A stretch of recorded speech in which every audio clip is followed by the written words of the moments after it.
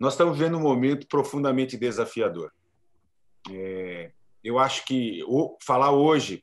Eu participei de praticamente todas as reuniões da coordenação do MST ao longo de 2020, fazendo alguma colaboração, alguma análise e tal, né? Mas hoje, quando a gente explora a emergência sanitária que nós estamos vivendo em toda a sua magnitude, ela faz mais sentido porque o drama pessoal, a vivência que cada um de nós teve em relação à Covid torna muito mais real. Não se trata mais daquele evento que a gente vê pela televisão e que parece que nunca vai chegar para a gente, ou que, se chegar, não vai fazer nada na vida. Todos nós perdemos entes queridos, muitos sem poder sequer ter o direito de viver o luto das pessoas que se foram, né? Mas há outras dimensões, né, que muito provavelmente serão também abordadas pelo Valério, pela Mônica, pela Kelly, que são os dramas, os grandes desastres, as catástrofes na vida das pessoas, né?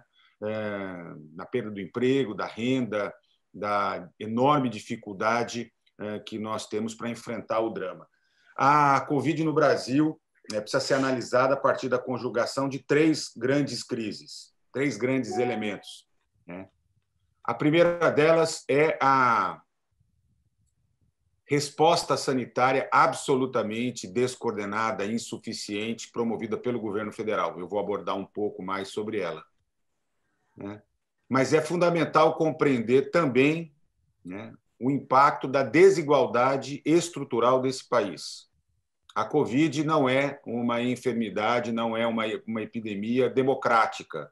Ela não abrange de forma igual a todas as classes sociais. São os pobres, são as pessoas que vivem nas periferias, são as pessoas que vivem em condições socioeconômicas diferenciadas que sofrem profundamente. E os estudos hoje mostram isso de maneira absolutamente clara. Acho que se tem uma coisa que a produção científica nacional e mesmo internacional conseguiu demonstrar com evidências inquestionáveis é o impacto da desigualdade. E no caso do Brasil, um país profundamente desigual, estruturalmente desigual, né, esse impacto é terrível, ele é avassalador. E ele está, em grande parte, na possibilidade de compreender do que se trata essa pandemia quando a gente olha a sua magnitude. E é claro que há uma terceira conjugação, que é a dinâmica política, né? É a concepção necropolítica desse governo, é a negligência, é o genocídio, é a atitude criminosa do governo, né, do presidente Jair Bolsonaro, né, desde o começo, aliás, desde antes do início da pandemia, né, todas as diretrizes que dá o seu governo e que conforma uma situação que nos permite ter uma situação absolutamente trágica do ponto de vista epidemiológico, social, econômico e humanitário. Vejam, o Brasil tem 2,8% da população mundial e nós temos mais de 10% dos óbitos em escala global. Quando o mundo inteiro hoje já caminha para o controle da chamada segunda onda, vou dar o exemplo da Europa, a diminuição nas 2 últimas semanas do número de casos é de menos 6%. Claro que os óbitos ainda demoram 3 semanas para impactar, mas haverá redução do número de óbitos na Europa, com lockdown, com um conjunto de medidas, com o início da vacinação, mas fundamentalmente com as ações governamentais, né? Se consegue reduzir. Nós sequer podemos dizer que estamos vivendo uma segunda onda, porque nós não tivemos especificamente, né, o mesmo padrão de comportamento do que viveram outros países que efetivamente tiveram uma primeira onda, né, epidêmica e vivem agora uma segunda onda. Nós engatilhamos 2 processos juntos, na verdade, em momentos muito distintos do país. Se a gente decompõe por regiões, a gente vê que nós não saímos em nenhum momento da epidemia de Covid, né? Mas, mesmo assim, o nosso resultado é de um aumento nas 2 últimas semanas do número de casos de 21%. Então, quando o mundo consegue controle, não é por menos que o Brasil, mais até do que a variante do vírus, que a imprensa gosta de destacar, tal, que é, de fato, o fator complicador. Nós temos 2 grandes variantes, uma no Rio de Janeiro, que já tem dimensão nacional, e temos a variante amazônica, que também está ganhando agora dimensão, vai ganhar dimensão nacional pela falta de controle, naturalmente, mas isso não é a questão imprescindível. A questão é que nós continuamos tendo um presidente da República absolutamente irresponsável, criminoso, que não é capaz de fazer a coordenação. Nós temos o Ministério da Saúde, né, que é comandado por um conjunto de quadros militares e técnicos vinculados ao Centrão, sem nenhuma experiência na gestão do SUS, sem nenhuma experiência, sem nenhuma capacidade de articulação com os entes interfederativos, sem nenhuma capacidade de escuta do Conselho Nacional de Saúde, da comunidade científica, e que seguem a cartilha genocida de Jair Bolsonaro. Essa é a verdade. Né? Não se trocar agora o general Pazuello, né, por qualquer outro comandante, muito provavelmente os resultados serão absolutamente o mesmo. Né?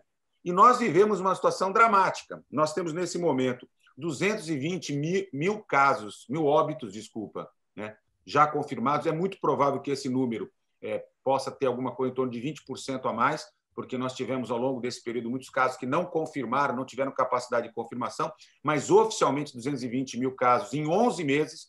Ontem nós tivemos 11 meses do início da pandemia. Só para se ter uma noção, a doença que mais matou no Brasil em um ano, no período de 12 meses, foi em 2017, infarto agudo do miocárdio, 112 mil óbitos. Então, nós estamos falando de, em 11 meses, 220 mil óbitos. Se nós mantivermos essa média de 1.000 óbitos por dia, nós chegaremos a 250 mil óbitos, ou seja, quase que o dobro da doença que mais matou num único ano. Então, para quem acha que isso é uma gripezinha, algum evento secundário, acho que este dado que eu estou trazendo é significativo. Nós voltamos, nas últimas 3 semanas, a ter uma média diária de óbitos, né, que é a mesma que nós vivemos durante 14 semanas, de junho até praticamente setembro. 7 mil óbitos, 1.000 óbitos por dia, gente, são 5 Boeings lotados caindo no território nacional. Às vezes a gente perde um pouco a dimensão do significado do que é essa tragédia. 5 Boeings lotados com 200 passageiros caindo no território nacional todos os dias. Nós estamos tendo uma média de casos confirmados que é maior do que o período do meio do ano passado, quando nós tivemos o ápice. Né? Nós estamos com cerca de 375 mil casos confirmados por semana. É um volume assustador de casos, nos aproximando agora de 9 milhões de casos confirmados em todo o território nacional e com uma tendência de crescimento.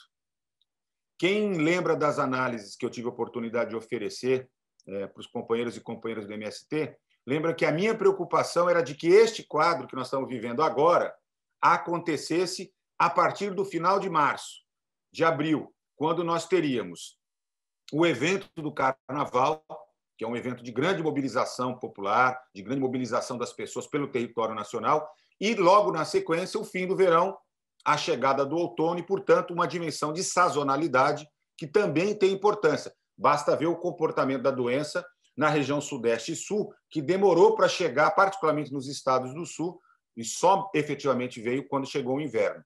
E eu dizia, nós vamos ter um problema sério no outono e inverno. Em função da total irresponsabilidade que nós vivemos no período pré-eleitoral e eleitoral, depois nas festas de fim de anos, e da absoluta incapacidade do governo brasileiro de coordenar qualquer processo, né, e de se submeter aos interesses empresariais, deixar rolar tranquilamente as pressões e não tomar um conjunto de decisões que precisavam ser tomadas do ponto de vista de promoção do isolamento social, ainda que não em âmbito nacional, ainda que pudesse ser regionalizado de acordo com a realidade epidemiológica, como várias vezes a gente discutiu aqui. O que a gente viu foi um recrudescimento, um espalhamento da pandemia e uma situação de agravamento absurda. Portanto, eu ainda continuo avaliando que nós teremos, até o meio do ano, até mais ou menos agosto, um grande crescimento do número de casos. Ou seja, essa tendência de crescimento que nós estamos vivendo agora não é alguma coisa que tenderá a controle. Não tenderá a controle porque o governo continua não tomando as medidas que precisam ser tomadas. Aliás, os governos, porque a pressão econômica sobre os governos municipais, particularmente os novos agora, e muitos governos estaduais, continua muito forte. Né?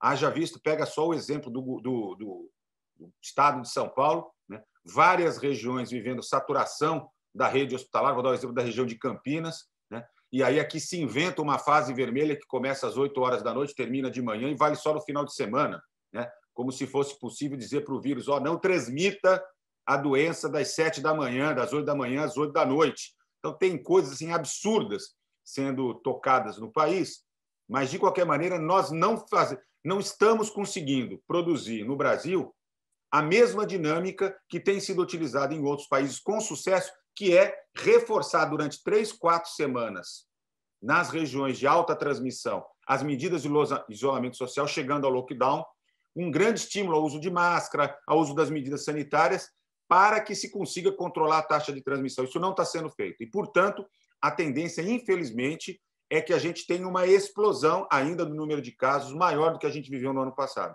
Eu gostaria de estar errado. Eu gostaria de dizer para vocês que essa minha análise é equivocada, ela é pessimista, ela é alarmista, mas quem tem acompanhado as nossas análises que os epidemiologistas, os sanitaristas aqui no Brasil têm feito, tem visto que a gente tem, com muita precisão, acertado. Inclusive, quando nós estimamos o número de óbitos que nós teríamos ao final de 2020, e fizemos isso em junho, né? Teve muita gente que disse: vocês são doidos. Imaginem, a gente estimava entre 178 e 184 mil óbitos. E foi precisa a informação, porque tem um pouco de matemática nessa história, né? Poderia ter sido diferente? Poderia. Se o governo tivesse feito a lição de casa, nós teríamos alguma coisa em torno de 44 mil óbitos. Ainda assim, muito significativo. Mas tudo que vai acima dos 44 mil é um excedente para se colocar na conduta criminosa que nós tivemos em nosso país. Bom, eu quero também fazer uma rápida análise dos erros, dos equívocos que continuam sendo implementados. Nós continuamos não valorizando a atenção primária, e aí o fim do programa Mais Médicos foi um verdadeiro desastre, né, para a resposta sanitária, porque nós pegamos as equipes de saúde da família absolutamente desmontadas, sem a capacidade de fazer a identificação precoce dos casos, a identificação dos casos, o isolamento, a orientação das famílias, a busca dos contactantes. Então, nós continuamos tendo uma resposta meramente hospitalar, meramente voltada, né, ao atendimento dos casos graves, sem a capacidade de intervenção na atenção primária, no processo de prevenção, no processo de identificação e interrupção da cadeia de transmissão. Vejam, o Amazonas, nesse momento, só para dar um exemplo, está com uma taxa de transmissão de 1,7, ou seja, cada 100 pessoas transmitindo a doença para mais 170. Né? Então, este volume ele não interrompe com a organização da rede hospitalar, interrompe com realização de testes, isolamento dos pacientes e enfrentamento das situações de desigualdade social que obrigam as pessoas a se exporem. Né? Isso não tem sido feito. Nós perdemos testes, nós não tivemos capacidade de comprar EPI, não tivemos capacidade de comprar seringa e agulhas, não tivemos capacidade de garantir, gente, elementar oxigênio. É uma coisa absolutamente previsível, é um crime. Né? Desde de condensadores de oxigênio, desde usinas de oxigênio que podem ser transportadas, instaladas imediatamente, desde a reversão do oxigênio que vai para a indústria, no caso da Zona Franca de Manaus, que deveria ter interrompido o fornecimento para priorizar o fornecimento de oxigênio para os hospitais, né? Desde o transporte de cilindros, como vieram da Venezuela, né? Poderiam ter sido transportados do resto do país. É inaceitável que as pessoas morram. Quando meu pai estava internado, tinha acabado de sair da UTI, e eu estava olhando para ele no quarto, ainda internado, recebendo oxigênio, eu vendo na televisão do quarto do hospital as cenas do Amazonas, eu chorei. Eu imagino assim, ficava imaginando o meu pai morrendo depois de ter sobrevivido a 12 dias na UTI, porque não tem oxigênio. É uma coisa assim inadmissível, gente. É como se a gente deixasse as pessoas morrerem de sede, morrerem de fome. É exatamente isso. É o cúmulo da barbárie, é inaceitável. Depois de um ano de pandemia, não conseguir fazer isso. E nós estamos vivendo a mesma coisa em relação à vacina. Eu quero entrar nesse ponto, porque esse parece ser o ponto mais candente hoje. Né? O governo errou desde o começo, errou desde a desmontagem do programa Mais Médicos, da não utilização dos recursos emergenciais. Gente, eu estou analisando, numa pesquisa que está fazendo na Unifesp, o uso dos recursos do orçamento federal para a pandemia de Covid, né, pelo Ministério da Saúde. É uma tragédia. É uma tragédia. É uma lição de como comprar o Centrão e desviar os recursos destinados ao enfrentamento da pandemia. É uma vergonha. É um caso de polícia, não tem outra coisa. É criminoso o que está acontecendo. No caso da vacina, os nossos erros são crassos. O primeiro deles foi o de apostar numa única vacina. No momento em que você tinha 13 institutos, 13 laboratórios públicos e privados desenvolvendo vacina, entrando em fase 3, jamais o governo poderia ter apostado numa única vacina. Essa é a experiência internacional. Nós desdenhamos da Organização Mundial de Saúde, do fundo chamado COVAX Facility. 190 países aderiram. Nós só aderimos porque a bancada de oposição no Congresso Nacional bateu muito no governo. Poderíamos ter requisitado vacina para 20% da nossa população, o que daria cobertura para os 3% da população que são trabalhadores da saúde e os 17% da população que são os idosos. Foi esse o cálculo que a Organização Mundial de Saúde. Nós só pedimos 10% e sem prioridade, ou seja, no fim da fila. E ainda assim por conta da oposição ao Congresso Nacional. E por quê? Porque os Estados Unidos ficou de fora do COVAX Facility. Porque o governo Bolsonaro dizia que nós não poderíamos participar de um fundo, né, que solidariamente fornece vacina para os países extremamente pobres. No caso aqui da América do Sul, a Bolívia é o país que vai receber vacinas gratuitamente da Organização Mundial de Saúde, da Unicef, por conta desse fundo COVAX Facility, que o Brasil sempre liderou. O Brasil sempre foi um dos países que liderou as iniciativas de garantir vacina em escala global. Não só participando com recursos, como fornecendo vacinas produzidas pelo Butantan e pela Fiocruz. Nenhuma crítica aqui à Fiocruz, é o nosso laboratório público, extremamente qualificado, comprometido com o SUS, com a vida, mas nós não poderíamos ter ficado exclusivamente na vacina AstraZeneca, né? O Instituto Butantan não pertence ao governo do Estado, quer dizer, ele administrativamente pertence ao governo do Estado, mas ele é totalmente dependente das compras públicas feitas pelo Ministério da Saúde. Portanto, desde o começo, o Ministério da Saúde teria que ter trabalhado com a possibilidade de contar com a Coronavac, como agora está tendo que contar. Teria que ter aberto negociações, como fez a Argentina, como fizeram outros países, com a vacina russa, com a Sputnik V. Teria que ter tido com diálogos, ainda que sejam mais caras mesmo, isso é verdade, com as vacinas da Moderna e da Pfizer, da Janssen, até porque ninguém sabia naquela altura qual era a vacina. Resultado muito concreto é o seguinte: nós, dada a disponibilidade de vacinas que estão hoje concretamente colocadas e a incapacidade da indústria de fazer a entrega das vacinas, não tem produção para atender a todos os governos, a todas as articulações da própria Organização Mundial de Saúde, ou mesmo da União Europeia, de países que, em consórcios ou instituições, organismos internacionais, estão fazendo aquisições, nós receberemos doses insuficientes para fazer todas as etapas que estão programadas. Só para vocês terem uma noção, a primeira etapa, que é a vacinação dos trabalhadores da saúde, dos idosos asilados, que moram em asilos, dos indígenas aldeados e de alguns estados que colocaram os quilombolas, que foram definidos como primeiro grupo, não chegou até agora a 30%. E não há vacina nem para fazer os 70% e nem para fazer a segunda dose a esse primeiro grupo que fez os 30% de vacina.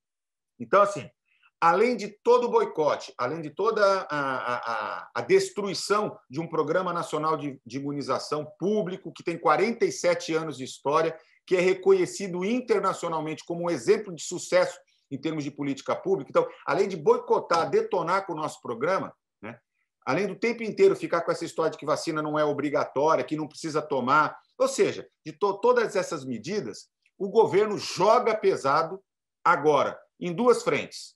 A frente de tentar privatizar a lógica da vacinação, ao se apoiar na Confederação Nacional da Indústria e num conjunto de outros empresários, de outros setores, não é só a indústria, não, de outros setores, que começam a tentar fazer um bypass e uma busca de uma solução privada para poder vacinar os seus funcionários, em tese, as suas famílias, etc., e dessa maneira dar uma grande contribuição ao país, que é uma estratégia absolutamente equivocada, burra, mas que tem, no fundo, uma lógica que precisa ser dita, que é corroborar com a política do Guedes de diminuição do gasto.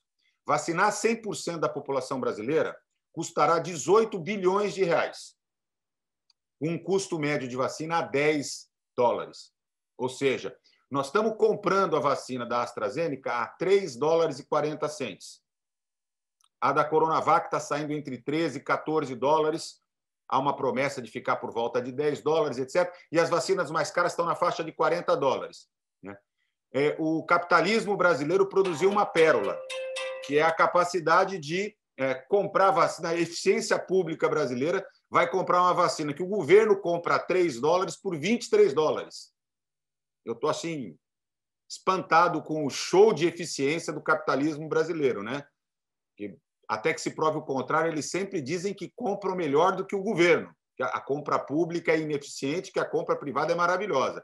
Eles conseguiram fazer a façanha de anunciar que estavam negociando a vacina a 23 dólares. Mas os próprios laboratórios privados, tensionados naturalmente pelos governos, né, pela Organização Mundial de Saúde, já anunciaram que não venderão a vacina.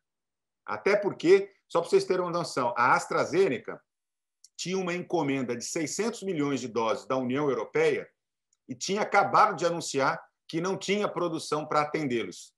Ou seja, mesmo o cronograma de vacinação na Europa vai atrasar. O que eu quero dizer com tudo isso é o seguinte: excetuando menores de 18 anos e gestantes. E por quê? Porque ainda não há estudos em fase 3 que corroborem que há segurança no uso das vacinas para menores de 18 anos e para gestantes. Estão em curso pesquisas, mas é muito provável que elas sejam seguras e eficazes também para esses grupos. Portanto, o Brasil precisaria se programar para vacinar 100% da sua população. Mas, dado o ritmo de aquisições, os 100 milhões de doses da AstraZeneca programadas para o primeiro semestre e 180 para o segundo, não se realizarão. O Instituto Butantan anunciou que tem capacidade de produzir 1 milhão de doses por dia, o que demoraria 440 dias, já que precisam ser 2 doses por pessoa, para poder nos atender. Dada a incapacidade do governo de fazer compras e a resistência de fazer negociação com outros laboratórios, nós estamos condenados, mantida essa situação, a chegar aos 70% de cobertura vacinal. Ou seja, tirando menores de 18 anos e gestantes dessa conta, a ter 150 milhões de brasileiros vacinados somente no segundo semestre de 2022. Então, assim, eu não quero ser pessimista. O Brasil precisa de um freio de arrumação. O freio de arrumação não é a substituição do general da logística, né, que está lá no comando do Ministério da Saúde. É efetivamente o impeachment do Bolsonaro, né, a retomada de um processo civilizatório nesse país. É claro que as forças democráticas vão precisar. Não. Tem gente que vai analisar aqui nas próximas falas esse aspecto, mas eu quero dizer o seguinte: é impossível ter a coordenação nacional do Sistema Único de Saúde, uma capacidade de enfrentamento da pandemia, de organização da resposta brasileira, mantidas as atuais condições políticas sanitárias do país. E, infelizmente, a perspectiva é que a gente só consiga atingir uma taxa de cobertura vacinal, certo? No segundo semestre de 2022, dada a atual ritmo de aquisições e distribuições de vacinas. Vejam, no Brasil, diferente de outros países, o nosso problema não é logística. As vacinas que foram liberadas até agora foram 6 milhões na primeira leva, 2 milhões da AstraZeneca na segunda leva. Já estão completamente distribuídas, tem problemas pontuais de critérios fisiológicos, uso clientelístico da vacina, que está sendo denunciado, está sendo apurado, mas há uma efetiva estruturação do sistema de vacinação, até porque a gente não depende do Ministério. Uma vez distribuídas as secretarias estaduais, secretarias municipais, há muita capacidade técnica de fazer a vacinação. Então, esse não é o problema do Brasil. Apesar de ser um país continental, nós temos 48 mil pontos de vacinação preparados no Brasil para fazer muito rapidamente. O problema é a capacidade de produção das indústrias, né? A disputa entre os diferentes países, em particular os países ricos, que estão fazendo prevalecer os seus contratos prioritários, assinaram primeiro, pagaram mais, estão requisitando a distribuição, a incapacidade da Organização Mundial de Saúde de conseguir organizar esse processo de maneira unitária, né, que teria sido Se a gente não tivesse, muito provavelmente, né, a aliança de Trump e dos governos à direita, e se tivesse tido, naquele momento, um fortalecimento da Organização Mundial de Saúde, é possível que nós tivéssemos hoje uma distribuição mais equânime. Qual é o cenário que a OMS aponta? A OMS aponta o seguinte cenário: a diminuição sensível da transmissão da doença nos países ricos já no segundo semestre, a manutenção da pandemia nos países pobres, nos países em desenvolvimento, até metade do ano que vem. E em alguns países importantes e desorganizados, que têm tido respostas absolutamente inadequadas, como é o Brasil, um arrastamento da pandemia até o final de 2022. Isso terá efeitos trágicos do ponto de vista econômico, do ponto de vista social, do ponto de vista político, em termos de perda de vida. O Brasil vai para o fim da fila do ponto de vista da potencialidade de recuperação de uma certa normalidade. Eu termino esse meu último período aqui dizendo o seguinte: a despeito, né, de toda a dificuldade que significa isso, à medida em que nós temos restrição da quantidade de vacinas, me parece fundamental colocar no patamar elevadíssimo das nossas agendas de prioridades a defesa do direito à vacinação de todos e todas, a defesa do Sistema Único de Saúde, a defesa do Programa Nacional de Vacinação público, gratuito, né, e conduzido por critérios técnicos transparentes. Vacinar trabalhadores da saúde, idosos, depois as pessoas com comorbidade, depois as categorias profissionais, não por conveniência política, mas por grau de vulnerabilidade. Vou dar um exemplo concreto. Entre caminhoneiro e trabalhador do transporte coletivo, o trabalhador do transporte coletivo está muito mais exposto. Então, assim, é preciso, é fundamental que a sociedade brasileira entre no patamar de civilidade, né, de compreensão. Agora, nós temos um governo que joga na barbárie. E aí é muito difícil, sem nenhuma escuta, né? Bom, haja vista a manutenção, né, de uma inacreditável capacidade de sustentação de um tratamento precoce que não existe, com drogas que não têm efeitos, evidências científicas, que causam efeitos colaterais e atrogenia extremamente grave, né? E esse governo criminoso continua fazendo isso. Mas eu queria só concluir, Salete, chamando a atenção para a necessidade também da defesa do Sistema Único de Saúde, dos gastos com a saúde. Não é possível que, em vigência da pandemia, do arrastamento de graves condições, aliás, do agravamento das condições de saúde de boa parte da população, que ocorreram a partir de 2020, quando boa parte das pessoas que tinham câncer, hipertensão, diabetes, que passaram a ter transtorno mental, tal, deixaram de ser atendidas, protelaram seus cuidados e agora aumentaram significativa a demanda. Vejam, nós voltamos a ter um congelamento dos gastos a partir da vigência, né, de voltar a valer a emenda do teto no orçamento do Ministério da Saúde, e temos uma perda significativa de 45 bilhões de reais no orçamento do Ministério da Saúde.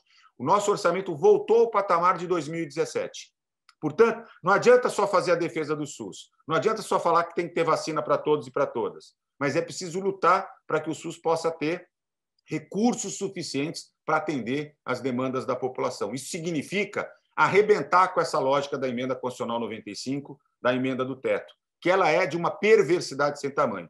Ainda mais quando, sobre essa justificativa da contenção de gastos, o Guedes quer meter junto pelo menos 10 bilhões de vacina e gastos com vacina por dentro do orçamento, e ontem anuncia que ainda vai querer fazer, se tiver algum gasto, né, de auxílio emergencial, ele tem que sair por dentro do orçamento do Ministério da Saúde, ou seja, do Sistema Único de Saúde. Chega a ser de uma perversidade, chega a ser revoltante, né, a desfaçatez como se opera, né, a tentativa de privatizar, ou seja, já que não tem, então vamos transferir os fundos públicos para o setor privado e volta, né, novamente, porque assim, enquanto o Guedes não fizer do Sistema Único de Saúde, né, um modelo exatamente igual, destruindo o SUS e colocando o que ele ajudou a construir no Chile, né, e seguir o exemplo da Colômbia, que arrebentaram os seus sistemas nacionais de saúde e hoje vivem uma verdadeira barbárie no ponto de vista da saúde, eles não sossegam,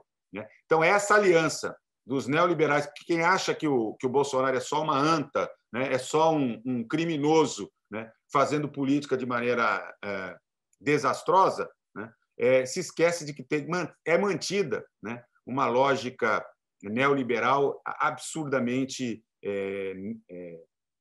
raivosa, né, que quer destruir tudo. Do mesmo jeito que fizeram com a previdência privada, que estão fazendo com a educação pública, eles sonham em fazer com a saúde. No caso da saúde, é a barbárie, né? Porque nós teremos aí pelo menos 78% da população brasileira que será incapaz de prover com recursos próprios, seja com um voucherzinho complementando, seja com qualquer outra iniciativa, qualquer possibilidade. Por isso que eu quero concluir conclamando companheiros e companheiras do MST que lutam por um mundo diferente, um mundo socialista, né, que se somem nessa luta em defesa do SUS, em defesa da vacina para todos e para todas, e, é claro, do impeachment do Bolsonaro. Obrigado.